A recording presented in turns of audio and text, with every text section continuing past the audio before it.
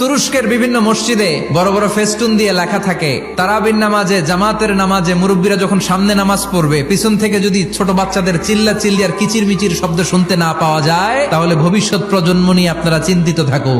পিছনে যদি বাচ্চাদের হই হুল্লোড় না থাকে, তার মানে নেক্সট জেনারেশন এগুলো মুসল্লি হবে না, এগুলো হবে ডাকাত। এজন্য এরা বিভিন্ন প্রজেক্ট চালু করেছে। 40 দিন টানা ফজরের নামাজ যে ছোট বাচ্চারা মসজিদে এসে পড়বে, ওই প্রজেক্টের আওতা থেকে একটা করে সাইকেল দিয়ে দেওয়া হচ্ছে। কুয়েতে আর একটা প্রজেক্ট করছে, দ্বিতীয় বিবাহ প্রকল্প। কি কাজ এই প্রকল্পের? তারা ঘোষণা দিল, তো যারা যারা ফজরের নামাজে মসজিদে আসবে না, তাদেরকে মসজিদের টাকা দিয়ে দ্বিতীয় বিবাহের ব্যবস্থা করে দেওয়া হবে। এই ঘোষণা দেওয়ার পর থেকে ওই এলাকার কোন মহিলার তাহাজ্জুদ মিস হয় না।